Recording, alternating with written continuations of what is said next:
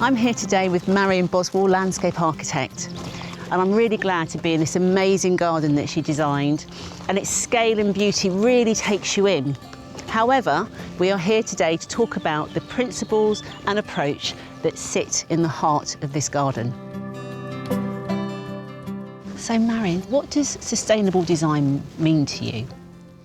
Gosh, that's a big question. I think it starts with the land. It starts with understanding what this land would be if we weren't here. And the same for a small garden or for a large garden. So here we look at the lay of the land, the soil. It used to be all about water here. People first settled here for water.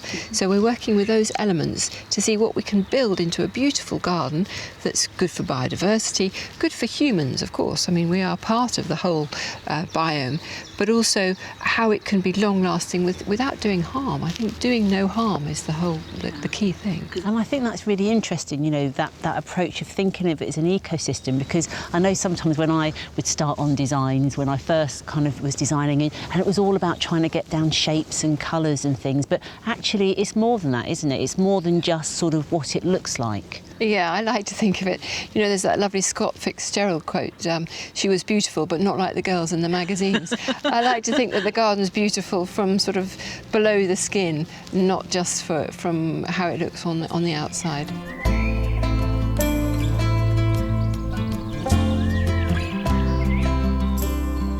How do you work with soil here? What do you do in terms of within your design? Soil is incredibly important to lock up carbon, and it's the fungus and everything that lives inside the soil which is so important. So looking after its structure and allowing all those things to breathe, really important. So we feed the soil and we keep it covered. So our planting, you'll see, is in lots of layers. So there's always ground cover, then something coming up through, then some shrubs for shade, and then the tree layer. So you've always got these different layers that work together and look after the soil, because the soil is really the key to the garden. No, that is so true. And I think, you know, one of the things I know is, you know, being peat-free, and I'm assuming, you know, that this site is peat-free. You know, do you get a lot of people asking you to use peat in gardens? Not at all. I mean, I don't think people know that they would want to use peat. It's more that the question that it's been used historically, and therefore it's coming through our system. So we make sure that the soil that we have is composted. We use the leaf mulch, and it's mulched, so it's looked after. So you certainly don't need to use peat. No, it's really good to hear that, because I know that there's, you know, a lot of people, I think they want to go to being peat-free, but they're concerned, will their plants grow? And I mean, I'm looking around here and I can see things coming up everywhere. Now, let's just talk about water for a minute. Obviously, I'm looking out at this gorgeous pond. So, I mean, I'd love to hear how you've managed the water here. Yeah. So we gather everything from the roofs. That's the first thing. It's free water. Let's use it. Manna from heaven. We use water butts. We use down pipes. And then here we have a whole underground system of drainage which leads down to this pond.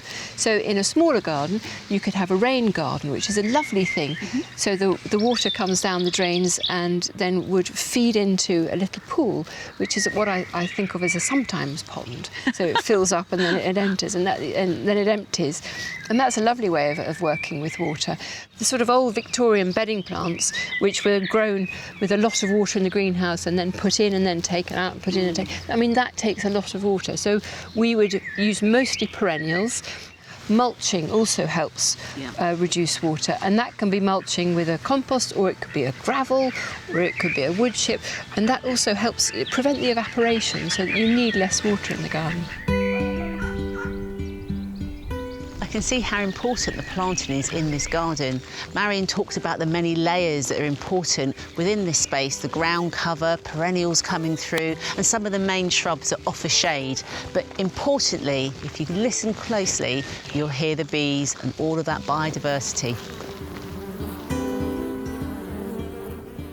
In a space like this, I can see how Marion has looked to the landscape for a lot of the influence within this garden, the choice of plants and trees and some of the shapes and undulations that she's followed.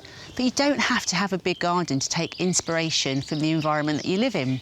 We can just go for a walk around our local area, see what trees are growing well, see what native species there are, and that can all come back into our garden. So it means that the ecology within our space is talking to the ecology outside of our space.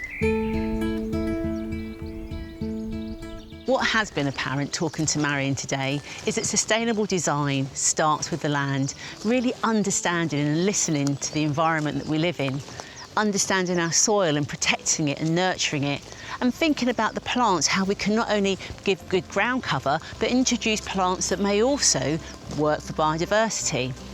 So I invite you to go out, relook at your gardens and see how you can bring sustainable design into your life.